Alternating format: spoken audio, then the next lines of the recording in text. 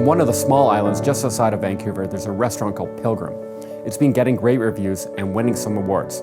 Chef Jesse McCleery pays close attention to what grows around him, and he's creating some very innovative dishes by focusing on those ingredients.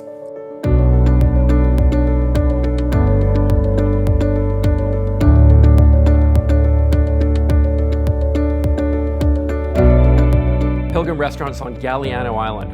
You can either get there by a ferry or you can get there by a float plane. Chef Jesse is doing some great things. I've heard a lot about it. I'm really, really interested to see what they're up to. It's going to be fantastic. Jesse. David. All right, nice to see you. See you. Welcome. All right. Welcome to Galiano. Welcome to Pilgrimme. Look into what makes up a great dish, and you'll find a spark of inspiration, incredible ingredients from remarkable locations, and the story of a chef's journey, each of them unique. All of these elements come together in food that tells a delicious and compelling story. Join Chef David Hawksworth as he explores his region, spending time with an outstanding collection of chefs, sampling their creations and finding all about their origins.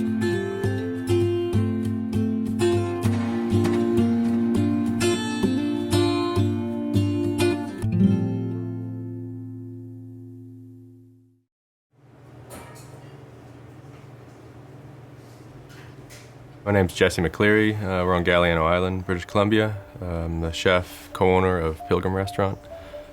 Tell me about Pilgrimme.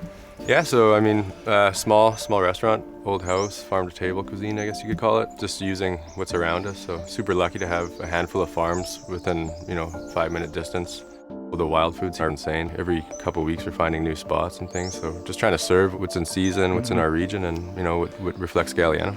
It's nice to see somebody doing something out here. There should be more of this around. Yeah, it's a great location. Such a beautiful island.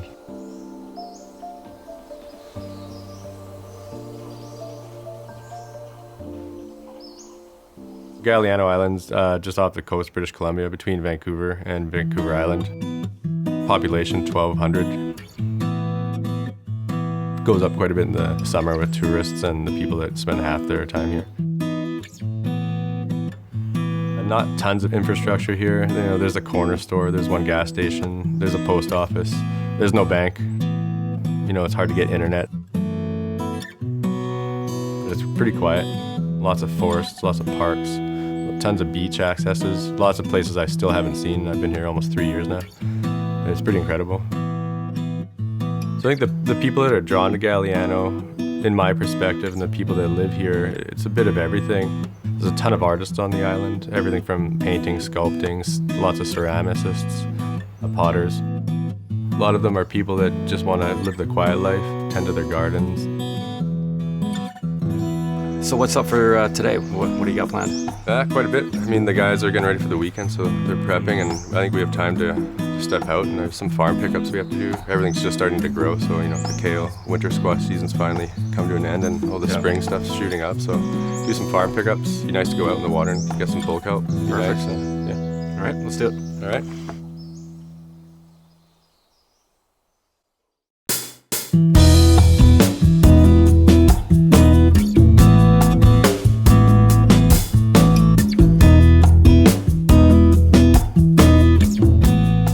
David, this is Galiano Sunshine Farm. Roger Pettit, Lisa Pettit up there. These guys supply us all year round. We do well with onions, garlic, beets, potatoes, kale. I mean, I don't know how much kale we go through, but it's a huge thing for us. What's going to be the new kale? Well, I don't know. You people will figure it out. We'll grow it. How are your beets doing? They look like they're almost ready. They're just almost ready, yeah. You gonna forage right now? Yeah. Hey, pull this guy up here? Sure. We get vegetables and fruits product from all over the island, but our two main suppliers would definitely be Sunshine Farm with Roger and Lisa Pettit, and then just down the road is Cable Bay Farms with Henny and Thomas Schneider. So it's great just being able to get stuff from so many different farms and just the different variety that each farm has. David, welcome to Cable Bay. Yeah, this is very cool. We're just thrilled to have you, honestly. I mean, we've been here 26 years, but we have an absolute passion for growing really great food. Pleasure to work with them. The stuff they're growing is amazing. I'm very jealous you got to go 15 minutes down the road. Yeah. You got all this. This is crazy. At Cable Bay, they grow lots of different things than Sunshine Farm. All the turnips, tons of amazing lettuces and green mixes. The artichokes. I love artichokes. Yeah, one of my favorites too.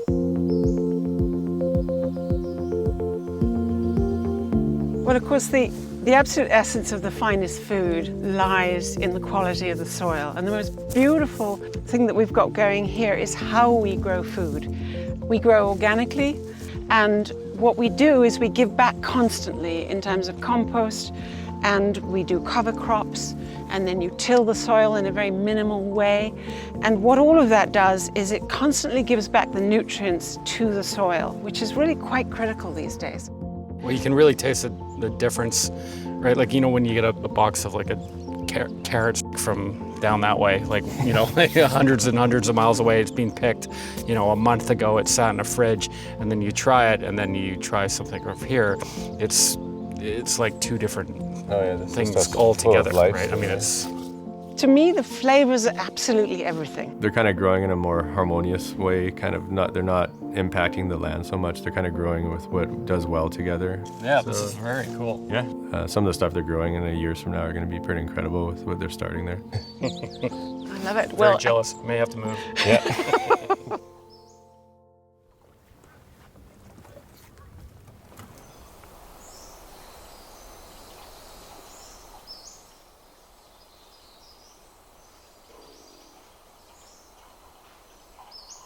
I guess my earliest food memories, there's no single one necessarily, but in Winnipeg, my mother used to cook a lot when I was quite young.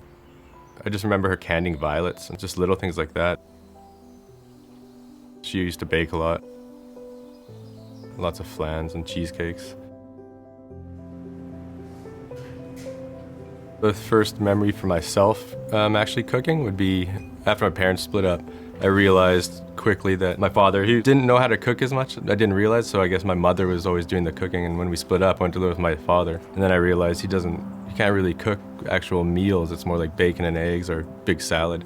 So I started watching my mom more, and then giving my dad a hand and getting recipes from my mom for things like chili. And so, you know, making a bit more substantial meal. My first kind of foot in the door in a restaurant was dishwashing. I was just turned 15, then worked my way up through the ranks. Really liked the kind of culture of the kitchen, growing up in that. Everyone seemed super cool to me. They're all in their, you know, mid-20s, early 30s, and I was 16 in this, you know, kind of thrown into this world that was super exciting to me. And at that point I realized, you know, I wasn't spending my money on skateboards, I was buying cookbooks. My sister, she just moved to Tofino, and she kept bugging me, you should come out west. Heard about Claycrop Wilderness Resort through her. I had a few phone interviews with the chef, got hired, and just jumped at it, you know, something different for the summer. So at the resort, there was an artist who lived just around the bay on a floating house, and she'd drop off all these wild foods, all these things I'd never even heard of. This is before the foraging kind of became, you know, a household term.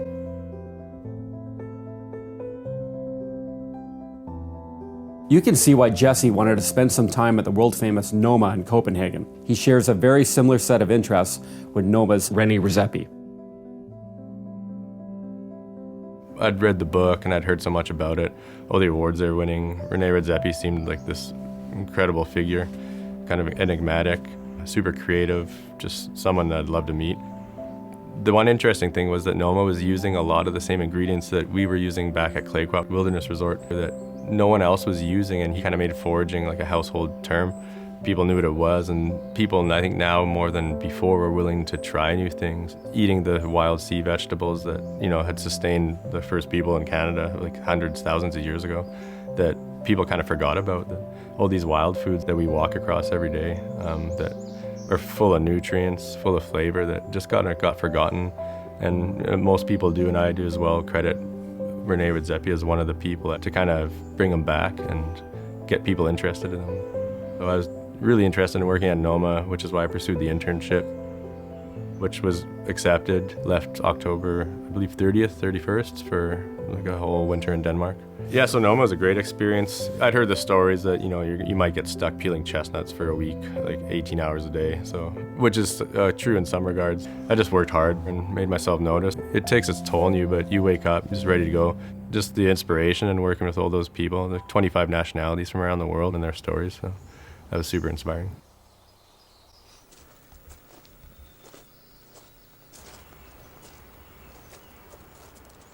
So I came back from Denmark after the 6 months, really inspired. We always wanted our own restaurant. We just never had the means, and you know, it was one of those kind of things that's probably far off. Well, we'll come into money somehow one day or meet the right investor.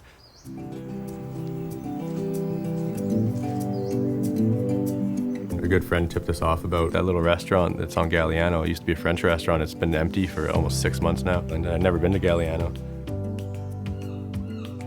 Came over. Loved it. Connecting with the farmers, building the relationships with the farms. And I was blown away by how much was grown here. It's almost like a microclimate. It was perfect. I never really wanted a restaurant in the city. I kind of wanted to just be somewhere different. Almost try to create a destination restaurant, and this was just ideal. It was exactly what I'd always kind of dreamed of. You know, close to the farms, access to the beach and the forest, all the wild foods. Hopefully get, you know, people notice you and you have business and customers coming in, but at the same time, I think it gives you a bit more freedom to do something that might not fly in the city, that, you know, you might get picked apart for. You can kind of just do your own thing without a microscope over you. Started off simpler than we wanted to do, just to not shock anyone, or, you know, we wanted the support of the local community, which we were super lucky to have. The first winter was probably 99% locals, what kept us alive, and they're still coming today, which was huge. So that was great. Having the support of the island was the first step. And then now we're just starting to have, you know, people coming from the city to eat, but the locals are still coming, which you wouldn't survive without them, especially in the winters. One of the many local ingredients that has caught Jesse's attention is bull kelp. It's a sea vegetable that grows in cold Pacific waters. We're gonna head out to Active Pass to stock up. Pretty interesting ingredient. I mean, I figured out a few things to do with it. One interesting thing about the bull kelp is that it's one of the fastest growing organisms in the sea. I think it's up to 2 feet a day sometimes. So it's you know, you don't feel terribly bad harvesting some, because you know that stuff grows insanely fast. At the beach one day, we just found a piece of bull kelp that had washed up after a stormy day. So we just took it back to the restaurant and started playing with it.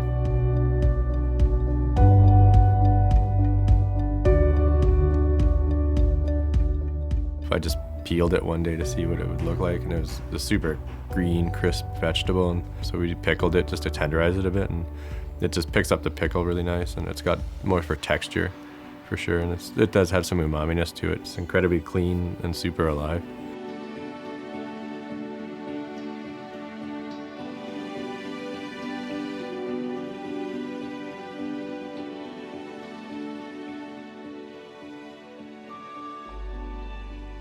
What do we got? So yeah, this is our potato and kelp dish essentially, and it's been off and on the menu in some kind of form or another. It changes, it kind of go through stages.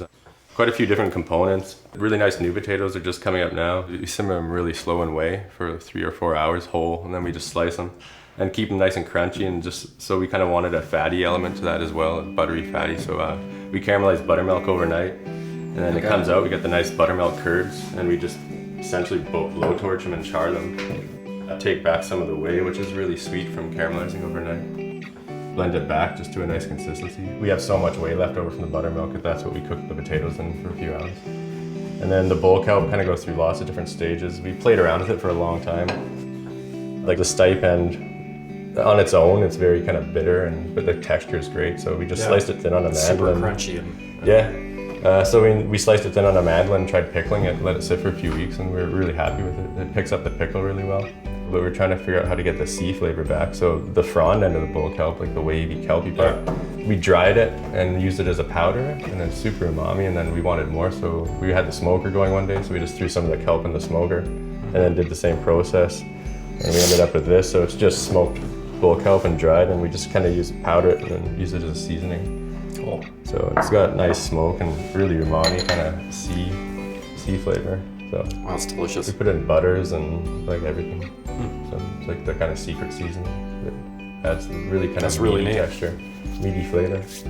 So this, you know, when you look at it, it's like, oh, those are chives, Yeah. right? But then, you know, but they're a lot more sturdier and like, Yeah, and that's not a chive. Almost if you try them, it's kind of got a little bit of coriander flavor, I find. So it's arrowgrass from the beach. Kind of grows within the sea asparagus in little patches. Yeah. It looks just like chives too, so yeah, tougher though for sure, a little fibrous, but chop them fine. It's just a nice texture, so Yeah. add it to the potatoes for flavor as well, just that kind of coriander aspect. Yeah. Also just for a nice, fresh, green texture. And that's the buttermilk. That's just the charred curds, and then we just blend it back with some of its own way, just to the consistency we want. So kind of like a sour cream consistency. And then the potatoes, which are just glazed back in the same way. And then just some of the arrowgrass.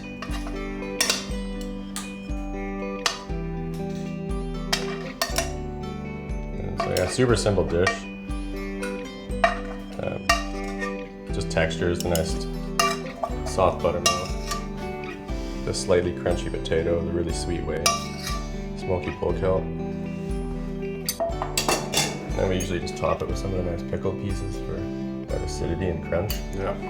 This is really cool. I love this. And then we, quite often, we'll just give it a little extra shot of this.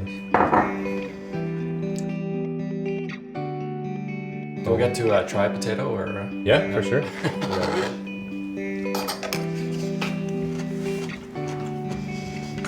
No, the combination works really well, and everything's, you know, unique. Yeah. Yeah, really cool. That was super delicious.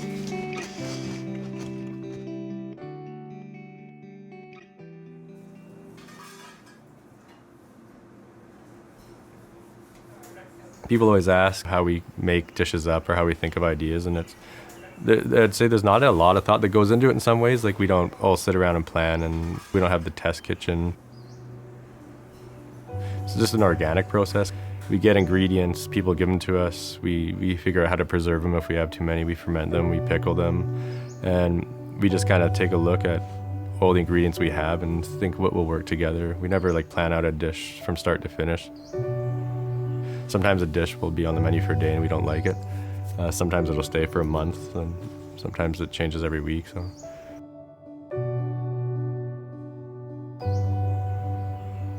We also like to go back to older techniques. I mean, fermenting's pretty big now. It's hit like kind of a trend, which is great. It should be. I mean, it's kind of a lost science that there's so many health benefits to it, and also for preserving. So there's stuff growing on Galiano in the winter, but obviously there's not as much. So in the summer, there's such huge harvests of plums, turnips. So we pickle and ferment a lot of stuff at the restaurant just so we have more flavor profiles and textures for the winter. So, you know, we're not just getting bombarded with winter squash and kale all winter, but we want to throw in other flavors and aspects in there that, you know, you otherwise wouldn't have. So we eat within the seasons in our region for sure, but we also preserve a lot, as people did hundreds, you know, thousands of years ago, so that you can sustain yourself over the winter, which I think is a great thing for any home cook or just anybody to do at home. If you get, you know, you're at the farmer's market and you see a bunch of turnips or beets, too much, you know, but you want those later, just ferment them or pickle them or just do something. And a lot of people think, I think when we use these different ingredients that we're just going for shock value or just trying to be avant-garde, but that's not the reason at all.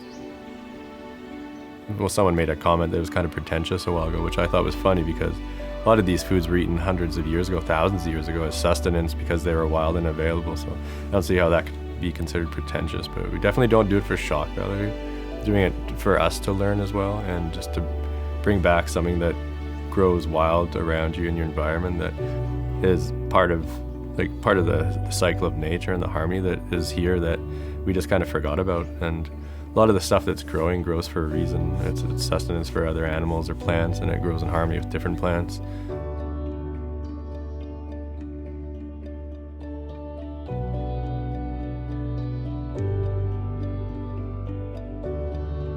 Moving forward to today with like how the restaurant's doing, like I'm shocked. We're doing quite well in terms of there's people that are coming just to eat from Vancouver, Victoria, or even like other provinces from what they say. It's shocking, I think. I don't know if it's a combination of everything. The location's amazing, the community's amazing, the island's amazing. People are happy with what we're doing, and I think it's just like it's been a combination of the right thing at the right time, just the right person eating on the right day, us really believing and loving what we're doing, and just the food we're using too is grown with so much care, like the plums that like our neighbors drop off. Just like the energy and the whole combination, everything I think is working for us, and I'm shocked about, you know, some of the stuff that's happening, and happy about it for sure, and just keep doing what we're doing, and not going to change things for the better for sure, but just keep putting the good energy in the food, and, you know, care about what you're doing. And, you know, some people, it's not their thing, some people love it, and just got to do what you love, I guess.